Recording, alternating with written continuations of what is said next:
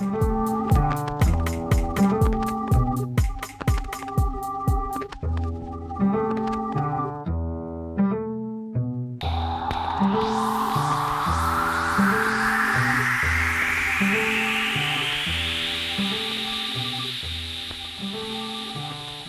everybody, welcome to another edition of the Press Fix podcast. This is episode number 7, and this is the official podcast of Journo DAO.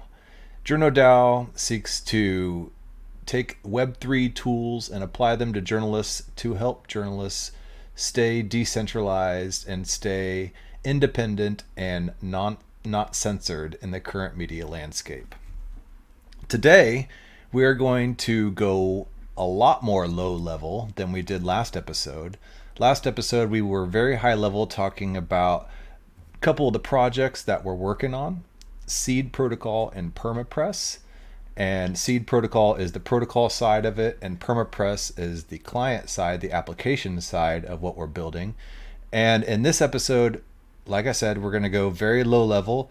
This episode is specifically targeted towards developers, DevRels, regens working on infrastructure, and people involved in Gitcoin, Green Pill, Giveth, and those types of people in the space. If you are not on the technical side, or if you're not that familiar with on-chain media or on-chain anything, please go back to episode 6, the first of this 2-part series, and so you can learn some more of the fundamentals, as well as some of our earlier episodes. We do cover a lot of very basic concepts in Web3 as well.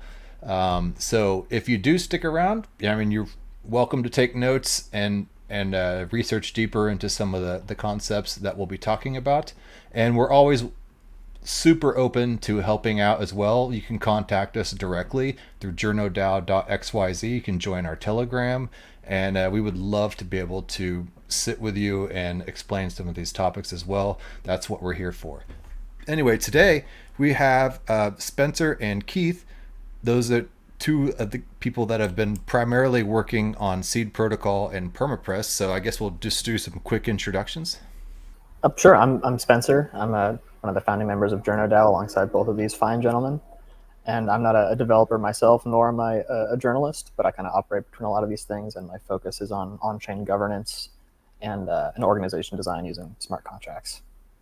Yeah, and I'm Keith Axline, and another founding member, maybe the most technical. I'm kind of had a previous career in journalism and media, Wired Magazine and Medium, and now I'm a full-time software developer. So I've been doing the coding parts of the new project, Seed Protocol and PermaPress. All right, thanks. So I guess in order to kick this off, we can perhaps start with just a quick intro on Seed Protocol and PermaPress and what the goal of those two projects are and how they work together. And who would like to take that one? I can start with a basic explanation of it.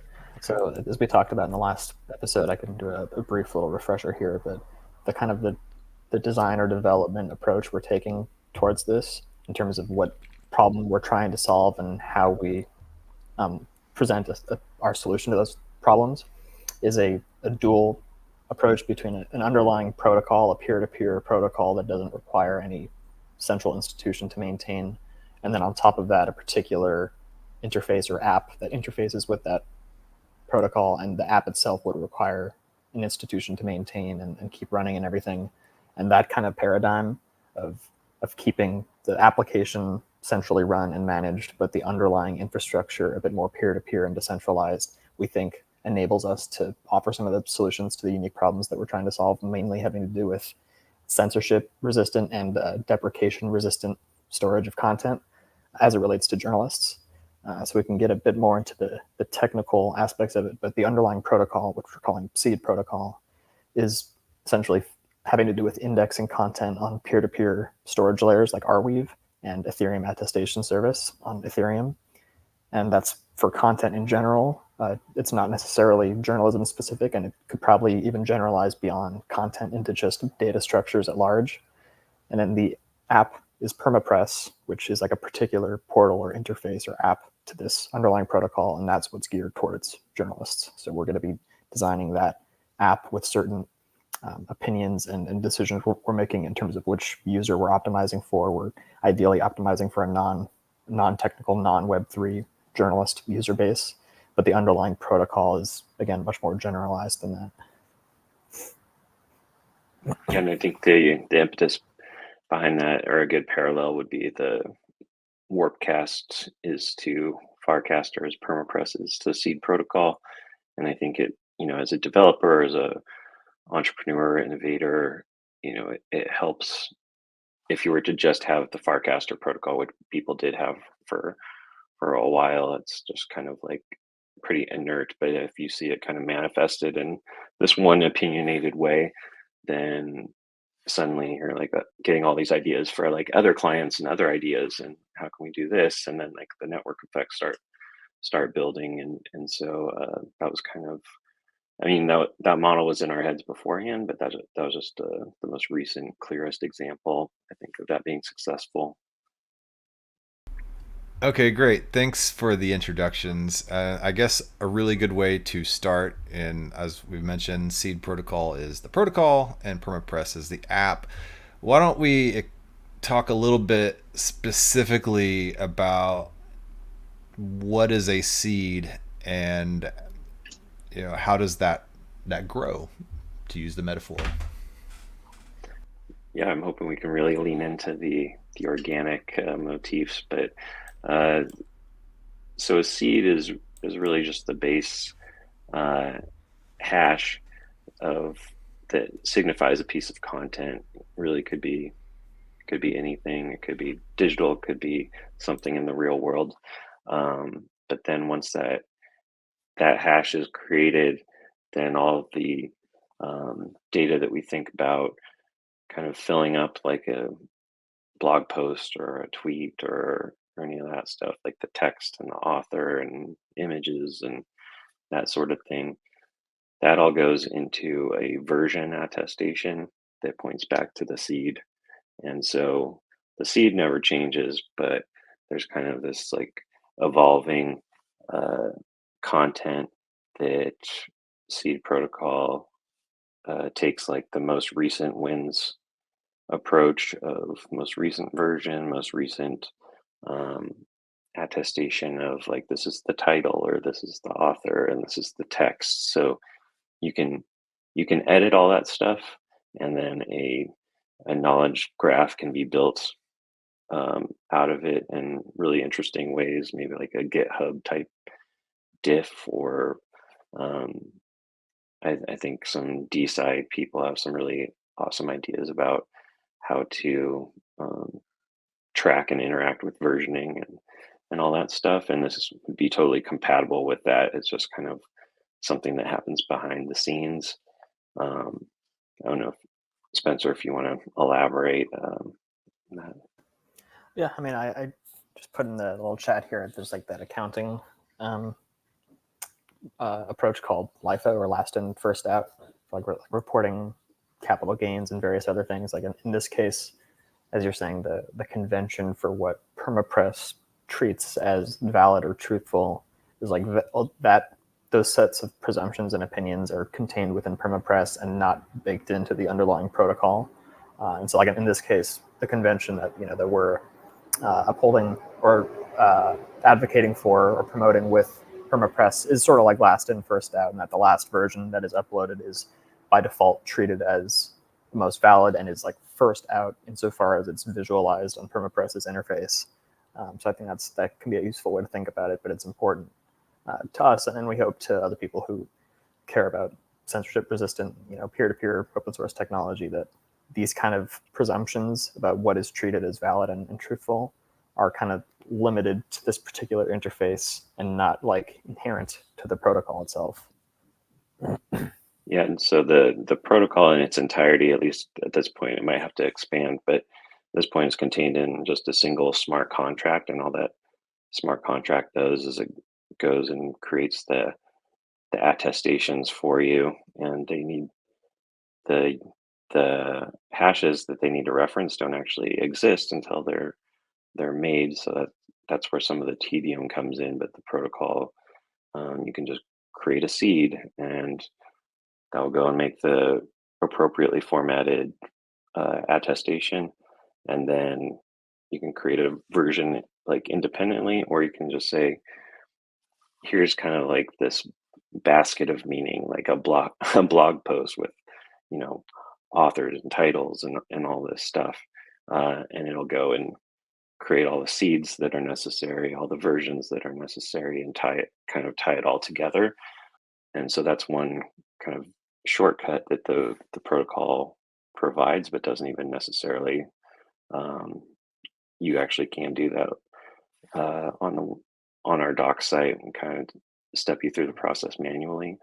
Um, and so it's super minimal, and I'm hoping that it gives enough for people to kind of run with in whatever sort of data structures they need. Awesome. That's a great way to introduce it. I guess one of the things with protocols and client projects like this is, why would a developer want to work on that? What would be the incentive, and what would attract somebody to jump on something like this? Yeah, well, it's in progress, but so hopefully we achieve this goal. But I think it's to get out of uh, self-custody a lot of data, and actually simplifying the infrastructure a little bit. The concepts are a little bit like new, and that can be challenging, but the actual developer experience and infrastructure is simpler, and that like all your data stores are on these other places that have you know, in most cases, like good docs on like how to use them, that, you know, ecosystems full of tools that you don't have to build yourself. And then the seed protocol um, itself would be, we're providing an SDK for it. So we do have like a how to manually construct the pattern in our docs, but it's pretty tedious just to like go through and do through like the Ethereum attestation service UI, or manually through like calling the functions on chain through like Etherscan or something like that. Um, but I mean, the cool thing is like there are many clients. You can use whatever tools you want, and this is really just like a pattern for you to follow. And then the SDK is um, to bundle up a lot of the more tedious uh, stuff, and kind of abstract away um, the underlying patterns. But I think it's all there for you to go as deep or surface level as you want, since all that stuff's open source. The only thing that isn't is the PermaPress client. It might be in the future, but we're just kind of leaving things open to whatever's best for sustaining the project overall. And I think another thing to that's important about this is, as I understand, that's pretty generally applicable to open source software in general, is that we're building on top of pre-existing protocols. We're not building from scratch. Like, we're building on top of Ethereum attestation service, which is itself a protocol built on top of Ethereum, and we're also building on top of Arweave and in principle other decentralized storage networks like IPFS as well.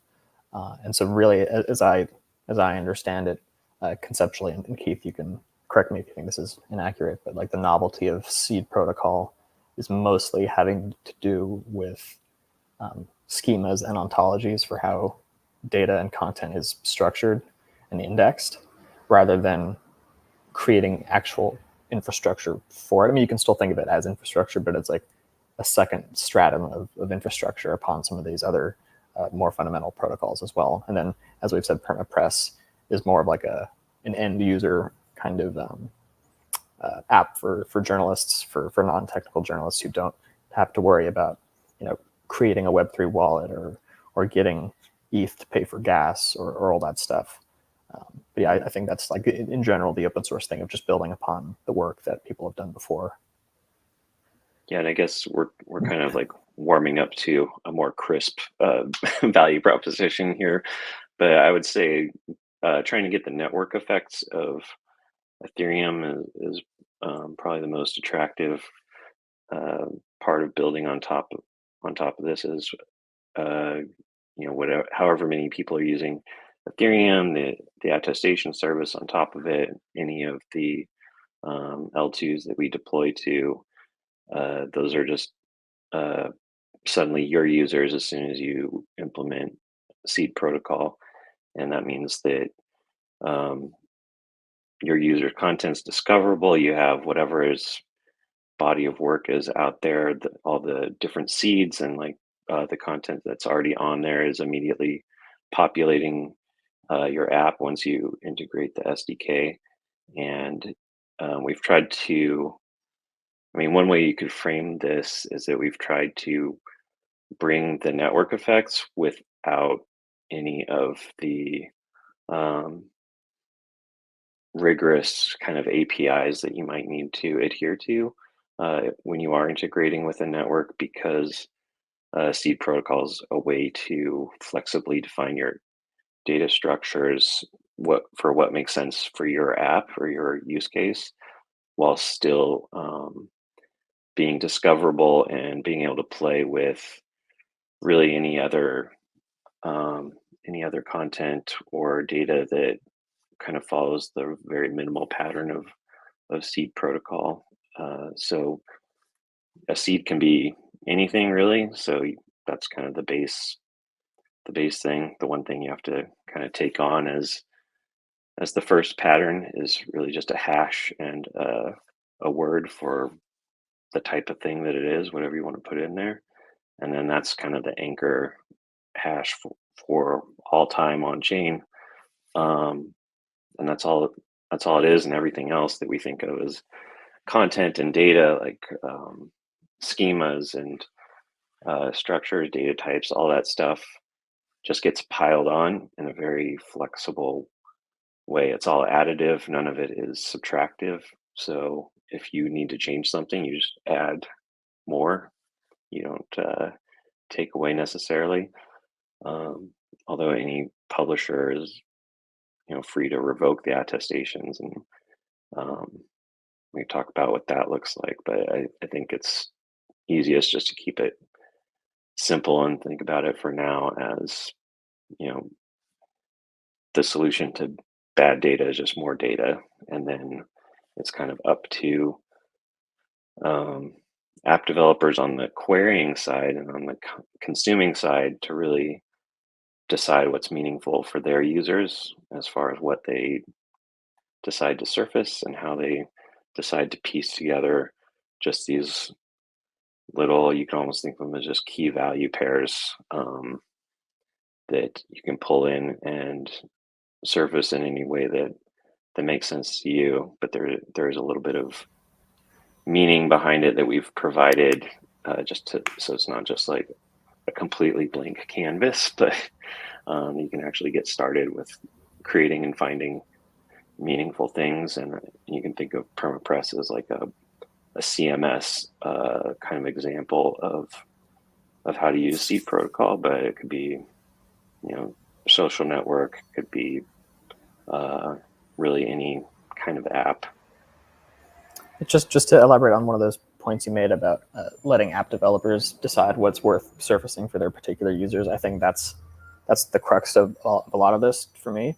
And I think we're sort of responding to a situation now. You can call it a Web 2 situation if that's useful at all, where a lot of the platforms for like social content like kind of combine these roles of storing data and surfacing them as well.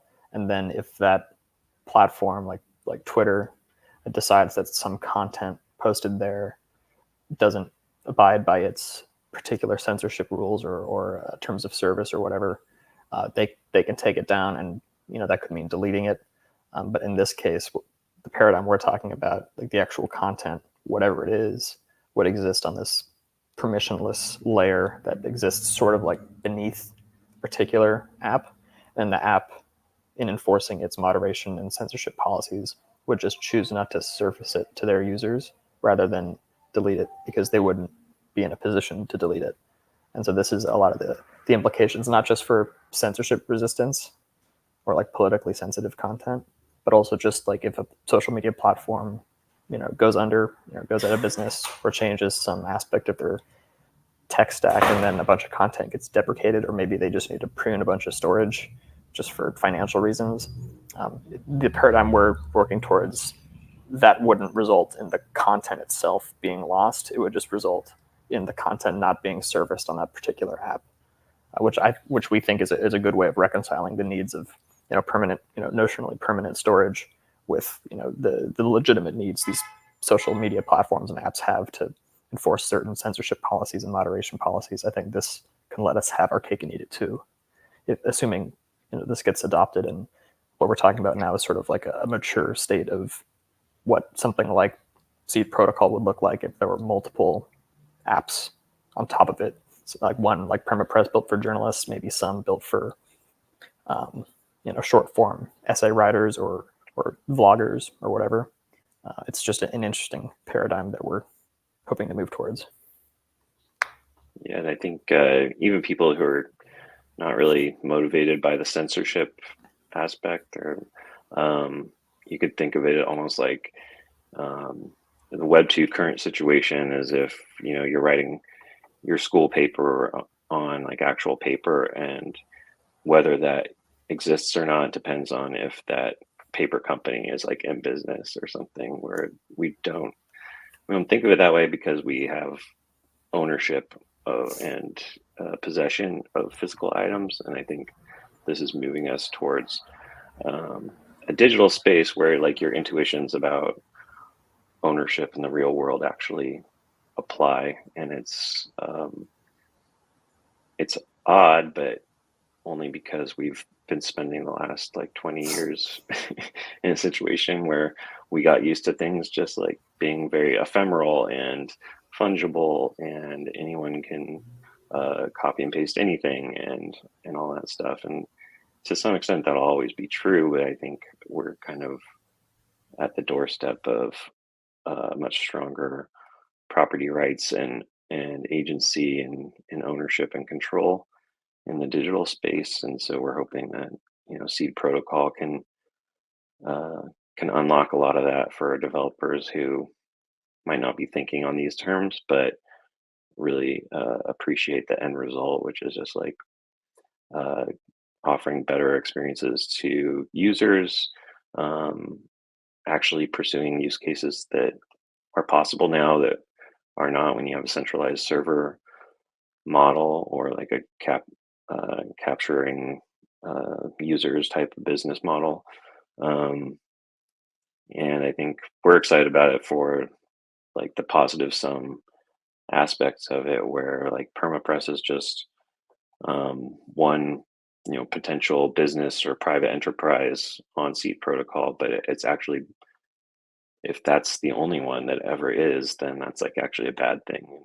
We're hoping that lots of people will come and build on it and discover things that we haven't. And I think it's better for apps to compete on actually having features that users want, rather than just capturing a data set that they are trapped by because they need to go through you to access it. And so hopefully it's a more market driven development environment, and that we can actually see a lot more cool stuff that doesn't have to just like sell ads to be sustainable. I have a question about the storage aspect, and then being able to add on to a hash and continue adding on indefinitely, and adding various revisions and more information and more data and more. At what point is more too much, or does it cost more each time you want to add on to it for each transaction? Because I know in Ethereum smart contracts, when you have a very heavy smart contract, it costs quite significantly more. Yeah, it's we're at an interesting time where um, you know, data storage just kind of went fractional as far as its cost on Ethereum and other layer twos. But everyone's kind of guessing how that's all going to even out over time. But just following the trend and what smart people in the space are saying, it seems reasonable to think we're just going to end up at a very fractional like cent transaction time. That even that will be probably covered by either the developer of the app that you're using because it's bad UX to keep charging you small small amounts of money for everything that you do and giving you like anxiety over like, oh, should I press this button because like that's going to cost me. So I think we'll get there in a variety of different ways. And so I almost, in my mind, I'm already kind of in the future where transaction costs are gone, and we are kind of in the Web 2 UX land, but with a Web 3 backend ownership model.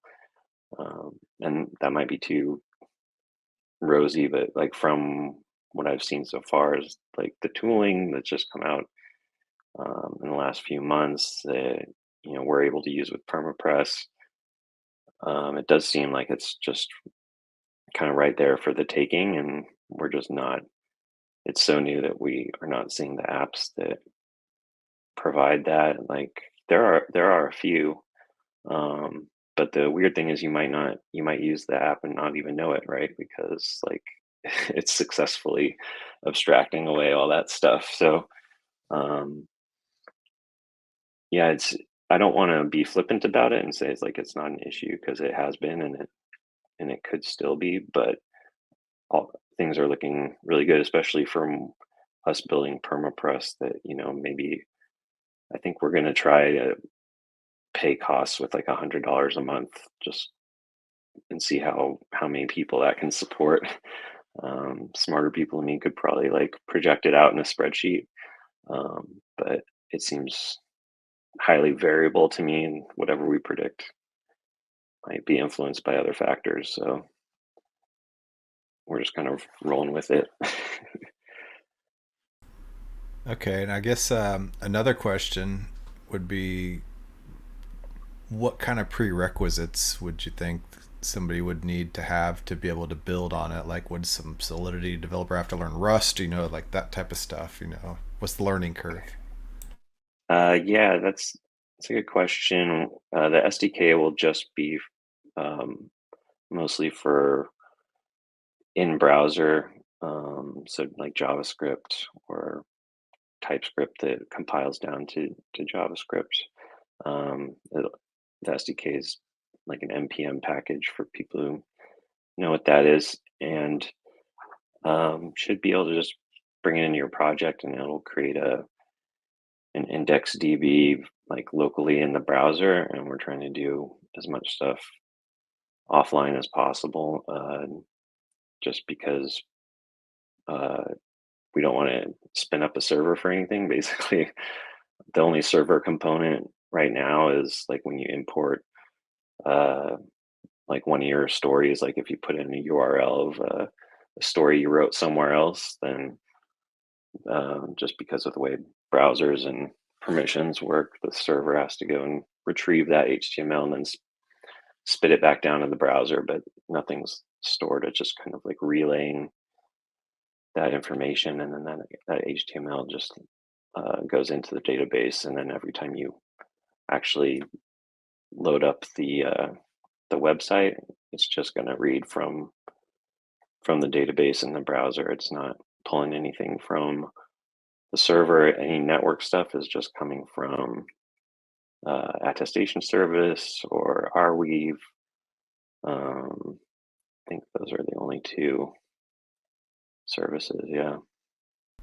Do we need to get Arweave token? Yeah. Just yeah. a quick other thing on storage there. We're mentioning Arweave. being like the peer-to-peer storage layer that we're sort of promoting in this. But it's also, I think, worth mentioning that Seed Protocol itself, it doesn't depend on Arweave as like the definitive storage layer. The way that it's structured is you upload some file to Arweave, then you get the hash that identifies that file, and then that hash is included in an attestation on using Ethereum attestation service. But in principle, you can use that same kind of pointer technique to any other arbitrary storage layer, whether it's another decentralized one like IPFS, or if you have some other kind of siloed, privately maintained other off-chain storage solution, and you just have some other kind of canonical identification, like ID system for file identification on that server, you can use the same kind of pointer technique there. So the hope is that by being like maximally unopinionated about storage layers here, that we can allow for a variety of use cases. Like maybe in some cases, people won't be as concerned with uploading stuff to Arweave or IPFS or whatnot. And the fact, and Seed Protocol is totally agnostic to that. We're just leaning into Arweave because we like the idea of peer-to-peer storage, but it's not like, we're not like overfit to something like that. Yeah, I think that's where the permanent or plausibly permanent aspect comes in. Is like the I like that better than notionally permanent. Yeah. Plausibly permanent.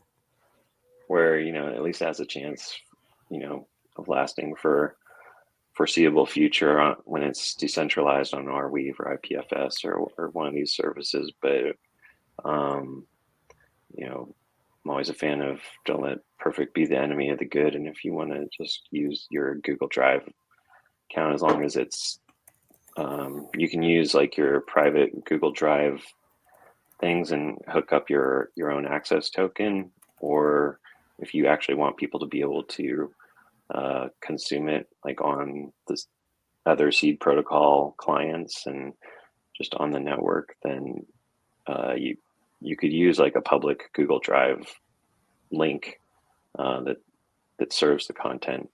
Yeah, we're just trying to meet every user where they are, and hopefully they don't have to like switch chains or make any new accounts. And that kind of goes to your point, Eureka, about in some sense you do need Arweave token, but we're abstracting that away with MetaMask snaps. So you do need a MetaMask wallet now. We're hoping to find ways to kind of integrate Arweave wallets with Coinbase wallet and maybe Rainbow and whatever else people are asking for has the most usage. But for now, MetaMask snaps is the only thing we found with like a trusted execution environment where it can take your Ethereum private key and spin up an Arweave key to sign Arweave transactions. We're moving to smart wallets, but the way the prototype worked was actually that you sent the Arweave transaction that you wanted to upload, and then our wallet on the back end would just estimate that gas and then send it to your wallet, and then it would go and do the transaction itself. And so you never really need to custody any AR, but it does spin up a new Arweave wallet for you, kind of within the MetaMask environment. All right, that's good. So there's a big difference between just some text or a little 8-bit CryptoPunk NFT versus like some massive, gigantic 5,000 megapixel image, so that a photographer may use, like for instance. So tell me a little bit how Seed Protocol and PermaPress would handle these two very different type of files. Yeah, so we've been talking about Arweave and Ethereum attestation service. Theoretically, they could do similar things, but they're kind of optimized for different use cases. And so Arweave is kind of where you need that large file storage. and then the link to the chain kind of comes from the attestation that points to that big file. And so you can kind of think of it as like Ethereum attestation service is where like the metadata is, but then it may point to large blobs of data on Arweave that need to be unencrypted in some way if they're private, or just like an open image or video file that anybody can pull down through the various like Arweave infrastructure servers and gateways and all that stuff. So performance may be an issue with this kind of idealized like offline first, or not offline, but like local first, everything in the browser, no server. But we're doing our best to kind of like cache and streamline everything so that you only have to download large images once, and then you can kind of like clean out your local storage. The browser does have like a little sandboxed storage, and unfortunately, depending on what browser you use, everyone might have like a different allocation, and there might be different algorithms that the browser uses for like offloading data. So in browser land, you can't really guarantee that like, oh, that 50 meg file that you downloaded will always be there. It might get like garbage collected in some sort of browser process, in which case we're accounting for, and it'll pull it down again. But we'll see how much of a UX friction that is. But I think we want to see what it's like on the most idealized site, or zero server. Like this is the furthest you can go in this direction before we start thinking about whether users are like okay with some caching on a server for performance, even though there's like a trust assumption there. At least that's the current thinking. Are you testing it out on a bunch of different browsers, or do you have any browser recommendations? No, I mean that's your job. That's that's the Journo DAO team's job as the QA department. Yeah. Okay. So some of the notes on here about why should this appeal to devs, DevRels, and regens working on the infrastructure. Why specifically would a project like Gitcoin, Green Pillar, Giveth be attracted to a project like this? I can take a stab at this one. Okay. A lot of this too, in addition to censorship resistance and deprecation resistance for how the data is stored and structured, is also that it's really open to operating with future protocols and apps, just by nature of the peer-to-peer kind of open source structure of it all. And so, for example, with attestations, there's a lot of projects also building on top of Ethereum attestation service, which again, Seed Protocol is built largely on top of Ethereum attestation service. There are other protocols like Grantee Accountability Protocol that's building on top of Ethereum attestation service EAS, and because it's using the same underlying language schema ontologies. It's using EAS like Seed Protocol is. That makes it instantly compatible with what we're building. So like to a large extent, people can use Seed Protocol for like a particular way of using EAS. But even if they use EAS directly, it's still to a large extent compatible with Seed Protocol. And if other projects wanted to use Seed Protocol for their projects, it would mostly be a decision of, does Seed Protocol structure data in a way that's useful to them? Or would they need some other kind of custom approach? But also, like the way that we've built Seed Protocol so far is very amenable to custom approaches, that anyone can make any attestation they want. And it's more like Seed Protocol is more defined by the logic with which attestations reference each other. It's like the protocol itself is a bit more abstract, I think, in terms of what distinguishes it from the underlying protocols like Ethereum attestation service.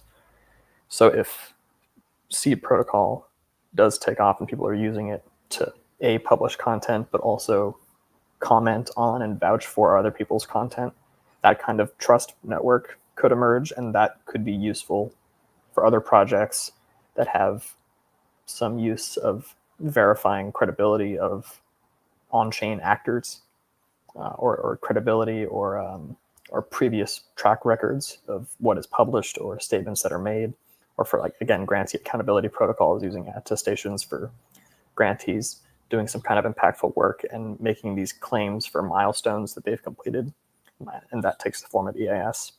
So, a lot of this stuff does naturally flow into the territory of Seed Protocol, even if these other projects aren't like consciously using Seed Protocol. I think that's kind of a testament to the work we've done in like conceptually designing Seed Protocol, is that it's so fundamental and so intuitive that to a large extent you don't even need to choose to use it to use it.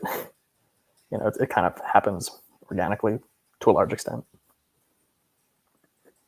Yeah, and I think a lot of the unlocks for this is it can be a glue between other projects, and because it is kind of the open source public goods ethos, I think if you see like two projects that are like can't really talk to each other for either data mapping or like API issues, then here's this kind of free and open glue built on Ethereum that you can kind of bridge these worlds. Like if you think about the difficulty of Sybil resistance and just proving that like one person is one person, like even though I may have like hundreds of wallets on chain, then you could think about like a type of attestation with Seed Protocol or not, that we all agree, like once that attestation connects all these wallets, then that means that like these all belong to this person. And there's just these ways to glue things together that is inherent more in the attestation service protocol, but we wanted to add a little bit more design, a little bit more of a pattern, but just the right amount. We're hoping what made sense to us, and kind of our design principle was trying to mirror activities and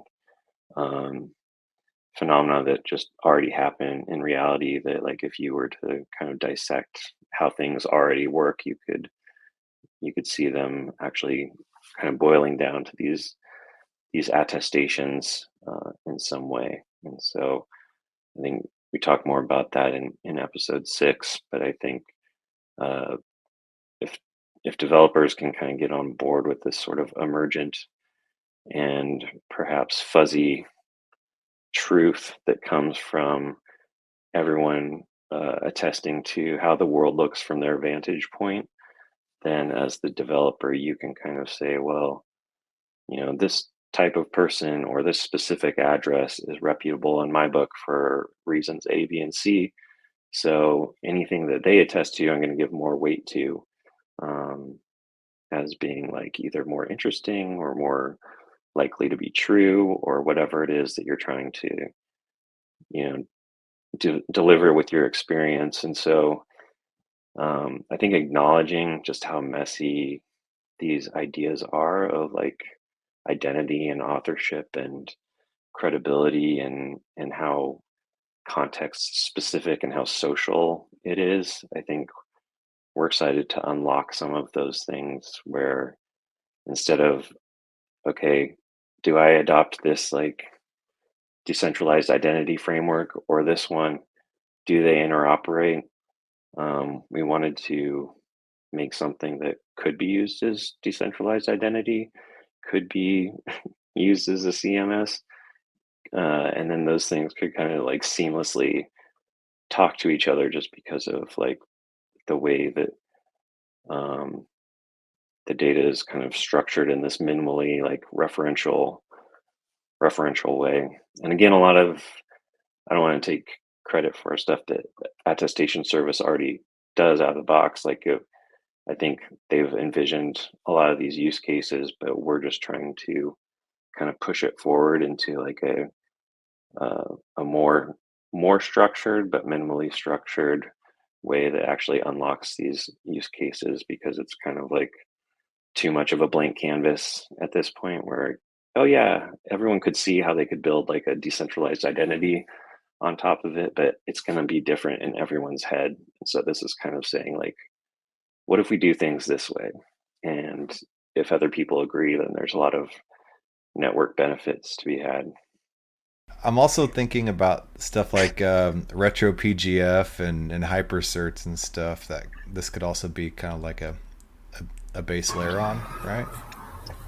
Yeah, this actually is also similar to, in this particular case, similar to what Devansh Mehta is working on with VoiceDeck, where like if we get to a point where people are doing journalistic work that is impactful in this or that respect, and there's a plausibly permanent record of it on Seed Protocol, that can be the basis for later receiving funding retroactively if that work ended up having some impact or generating some value for some community that's willing to retroactively compensate that person, or that person could get a grant from some like journalism institute that wants to reward previous journalistic work. And then this, I think, is another situation where the actual blockchain technology as a peer-to-peer financial settlement layer, to my knowledge, does enable this in ways that just aren't really feasible now. Like if you wanted to like retroactively pay some journalists for work that they did like months or years ago, like you would need to find the record of like where that story was published, and there's no guarantee that that's going to be around still. Like we're constantly seeing stuff like this get deprecated. And then also, if you wanted to pay them, you would need to contact them and figure out all this stuff. Whereas with this, because it's wallet addresses that are associated with publishing this stuff, you automatically have a sense of who to pay if you wanted to reward someone, or if some institution wanted to retroactively give grants to 15 journalists that published stuff on chain that was important or culturally significant, or like held institutional malpractice accountable or something like that. Technologically, infrastructure wise, they would have a much easier time doing that, given it's all blockchain based, than if an institution wanted to do something like that right now. So I think for like retro PGF, like you could have a retroactive grants funding round dedicated to something like this, and we're in talks with some folks for scoping out what that could look like. But yeah, totally, this technology would enable that. I also have a question too. I mean, I don't know if this is really pertinent, but for somebody building, like a dev building on Seed Protocol, could there possibly be some retro PGF for something like that, as some kind of incentive? Yeah, I mean, for Optimism's rounds, I think, as I understand it, I haven't participated in one, but as I understand it, it's mostly, or at least it has been, based largely off of what kind of network activity you've generated. So if someone is building on Seed Protocol, if Journo DAO gets a lot of money, we could have a grants round like this where we can pay retroactively pay people for public goods work and or ecosystem development work. The kind of combination of that sort of characterizes what Optimism has been doing, at least in my mind. But because these developers would also be using Ethereum attestation service and maybe Optimism, if they're deploying this on Optimism, they'd be also eligible for retroactive funding or ecosystem development grants from both of those foundations as well. Or Arbitrum too, right? Yeah, totally. Or Arbitrum instead of Optimism.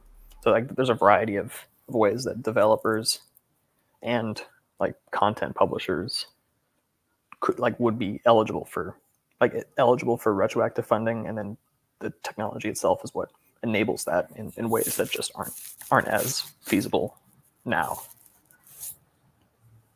Yeah, it's kind of like leaving a paper trail of your good works that can also just funnel money directly to you without you having to be consulted or anything, because there's like that the wallet is integrated with your identity, and so you can be found through the works that you did with that wallet, and then so people can assess that and then just send funds directly to that wallet without um, knowing who you are even, or like asking your permission. And I think there's and that's like the direct peer-to-peer way, but you could also imagine like a curation layer sitting on top of like if an institution wants to support and incentivize like a particular KPI around impact or carbon offsets or anything like that,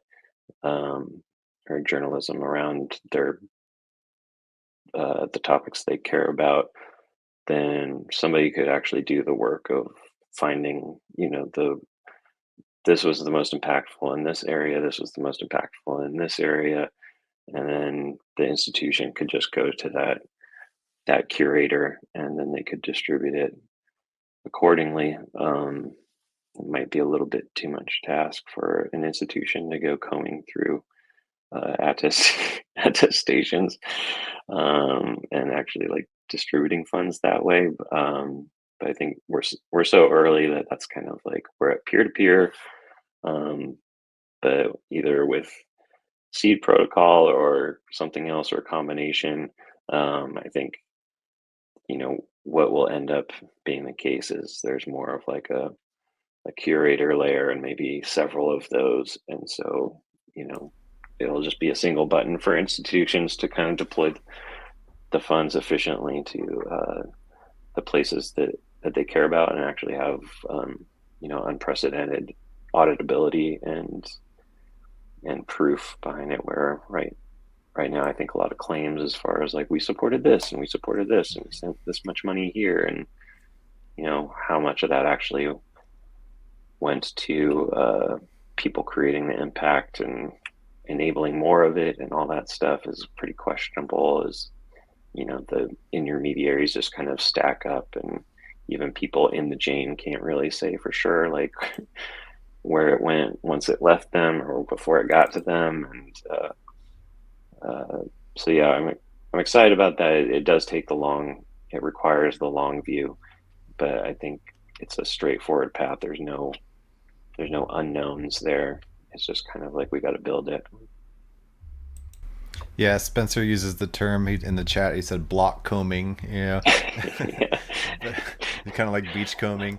But I mean, Yeah. there are, even Metal right now as we detector. speak, a lot of projects that are popping up that are kind of adding in like aggregation and analytics for on-chain data, and there's a lot of different projects that are beginning to do that. And like you said, we're still at the early stages of it. So over time, I think a lot of these projects will gain some traction. That could be that middle layer for foundations and institutions to come in, or even very well-off individuals who see value in something and what you're doing. And then there's, like you said, there's an entire attestation paper trail there, just set in stone for everything that somebody may have been building or doing and participating in. So like you said, the people might not even know who they are. They just see this wallet address that is just stacked with all these projects and stuff that they've been doing. They're like, whoa, and maybe some middle layer found that wallet for these people, So there's lots of industries happening in all these layers as we speak. You could actually go back and donate to Satoshi. Yeah. Like the next Satoshi that's out there that's doing cool stuff anonymously. You could buy them a coffee. Fund them. Yeah. Thanks for Bitcoin. Here's a coffee. Yeah, exactly. Yeah. Well, with decentralized ID, like you said, there's various interpretations of what that would be, but would there even be another Satoshi? Right. Yeah. Okay, so to wrap up, any final thoughts on this about why people should want to get involved? Hopefully we'll be ready to test some of the stuff out soon, and also just for like joining our Journo DAO town halls if you have questions about how to use this or what it could be used for, or if you wanted to promote something that you're using it for, or had questions about generally how this technology can be valuable to journalists and other media folks. I would say just come by our town halls. Those are public. Our website, we're transitioning from Discord to Telegram for community communications. But yeah, we'll be posting all this stuff on our website for anyone who wants to get involved. Yeah, and check out the journalism channel on Farcaster if you can. Yeah. We need more journalists there. We're slowly kind of acquiring a crew, but it's a good time to join because it's basically just like a small group chat between the few people who are on Farcaster right now. Yeah, you can go to journo.xyz as well. We are a great place for journalists and developers to meet each other, shake hands, and realize that the others are not so scary. And yeah, so come on by, and we'll see you next episode.